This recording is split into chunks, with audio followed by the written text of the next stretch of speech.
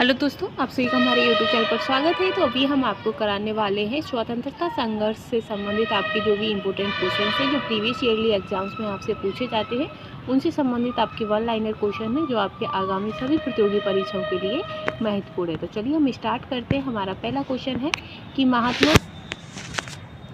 महात्मा गांधी कांग्रेस के अध्यक्ष किस अधिवेशन में चुने गए थे। तो जो बेलगांव अधिवेशन 1924 में जो हुआ था उसमें महात्मा गांधी कांग्रेस के अध्यक्ष चुने गए थे। ठीक है, इसके नेक्स्ट क्वेश्चन है कि गदर पार्टी की स्थापना कब और कहाँ हुई थी। तो जो गदर पार्टी की स्थापना है ये आपके 1 नवंबर 1913 में सैन फ्रांसिस्को अमेरिका में हुई थी। गदर पार्टी किसके नेतृत्व में बनी थी। तो जो गदर पार्टी थी ये आपकी लाला हरदयाल के नेतृत्व में बनी थी। ठीक है, इसी के साथ है कि गदर पार्टी के पहले अध्यक्ष कौन थे। तो गदर पार्टी के पहले अध्यक्ष सोहन सिंह भकनाना थे। ठीक है, वही है कि महात्मा गांधी को केसर-ए-हिंद की उपाधि से कब नवाजा गया था। तो 1915 में महात्मा गांधी को केसर-ए-हिंद की उपाधि से नवाजा गया था। ठीक है, फिर है कि किस अधिनियम में कांग्रेस के नरम दल और गरम दल में एकता हो गई थी। तो जो लखनऊ अधिवेशन 1916 था उसके तहत नरम दल और गरम दल में एकता हो गई थी। इसी के साथ है कि मुस्लिम लीग कांग्रेस ने मिलकर किस अधिवेशन में एक संयुक्त समिति की स्थापना की थी। तो लखनऊ अधिवेशन में की थी। ठीक है, इसके बाद है कि स्वशासन के लिए बाल गंगाधर तिलक ने किस संस्था की स्थापना की थी। तो होम रूल लीग जो कि मार्च 1916 पूना में, उसमें आपके जो बाल गंगाधर तिलक थे उन्होंने आपके होम रूल संस्था की स्थापना की थी स्वशासन के लिए। ठीक है, फिर है कि एनी बेसेंट ने होम रूल लीग की स्थापना कब और कहाँ की थी। तो सितंबर 1916 में मद्रास में एनी बेसेंट ने होम रूल लीग की स्थापना की थी। वही है कि एनी बेसेंट के नेतृत्व में स्थापित होम रूल लीग के प्रथम सचिव कौन थे। तो जॉर्ज अरुडेल आपके होम रूल लीग के प्रथम सचिव बने थे। वही है कि भर्ती करने वाले सार्जेंट किसे कहा जाता है। तो महात्मा गांधी को भर्ती करने वाला सार्जेंट कहा जाता है, क्योंकि यह प्रथम विश्व युद्ध के दौरान गांधी जी ने लोगों को सेना में भर्ती होने के लिए प्रोत्साहन दिया था। वही है कि साबरमती आश्रम की स्थापना किसने की थी। तो महात्मा गांधी ने साबरमती आश्रम की स्थापना की थी। फिर है कि साबरमती आश्रम की जो स्थापना है वो कब और कहाँ हुई थी। तो 1916 में अहमदाबाद में महात्मा गांधी ने साबरमती आश्रम की स्थापना की थी। चंपारण आने के लिए गांधी को किसने प्रेरित किया था। तो बिहार के जो किसान नेता थे राजकुमार, उन्होंने गांधी जी को चंपारण आने के लिए प्रेरित किया था। ठीक है, इसी के साथ है कि सत्याग्रह का सर्वप्रथम प्रयोग गांधी जी ने कहाँ किया था। तो दक्षिण अफ्रीका में किया था।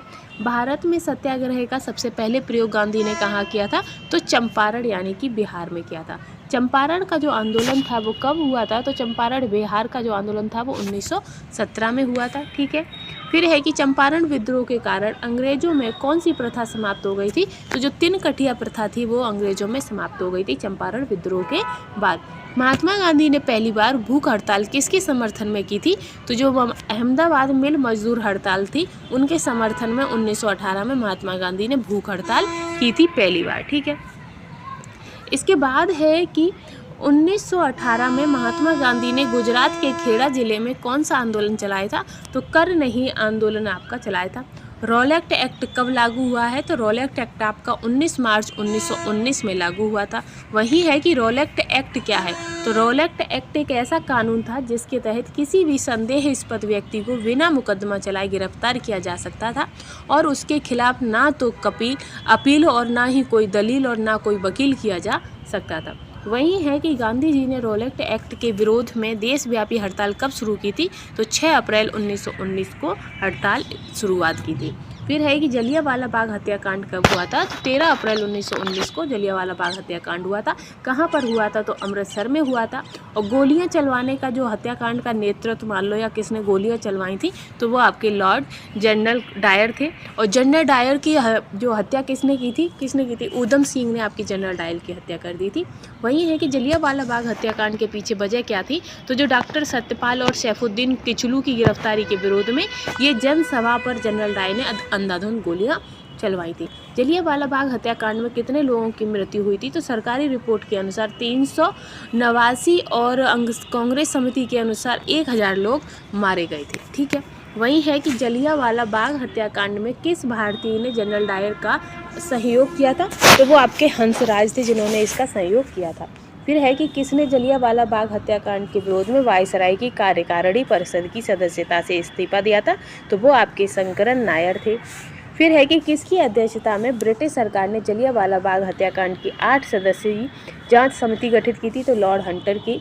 फिर है कि जिस जांच समिति का गठन ब्रिटिश सरकार ने किया था उसके सदस्यों में कितने भारतीय थे, तो 3 भारतीय थे, ठीक है।